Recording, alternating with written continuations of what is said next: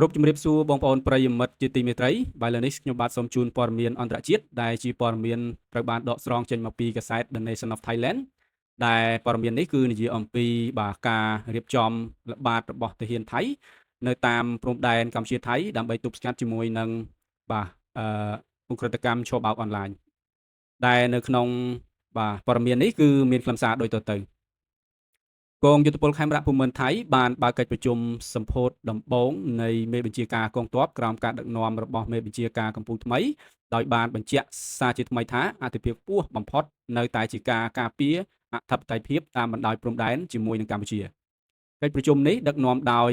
នាយឧត្តមសេនីយ៍អុកគ្រីតប៊ុនថាណាន់នាយអគ្គសេនាធិការមេបញ្ជាការកម្ពុជាបានប្រមូលផ្ដុំមេដឹកនាំនៃកងទ័ពជើងគោកកងទ័ពជើងទឹកកងទ័ពជើងអាកាសនិងអគ្គស្នងការនគរបាលជាតិថៃនៅទីបញ្ជាការកងយុទ្ធពលខេមរៈភូមិន្ទថៃកាលពីថ្ងៃសុក្រនេះឧត្តមសេនីយ៍ត្រីវិនឆៃស៊ូវ៉ារីអ្នកនាំពាក្យកងទ័ពជើងគោកថៃបានអះអាងអំពីការបដិញ្ញាចិត្តរបស់កងទ័ពជើងគោកថៃក្នុងការការពារព្រំដែនជាមួយនឹងកម្ពុជាក្រោមក្របខ័ណ្ឌបញ្ជារបស់ចក្រពងភូវនាថផែនការប្រតិបត្តិការរបស់កងទ័ពជើងគោកថៃដែលពាក់ព័ន្ធទៅនឹងកងកម្លាំងសូរិននិងកងកម្លាំងបូព៌ាកំពុងត្រូវបានសម្របសម្រួលយ៉ាងតឹងរ៉ឹងជាមួយនឹងការបញ្ជាការការពារព្រំដែនច័ន្ទបុរីត្រាច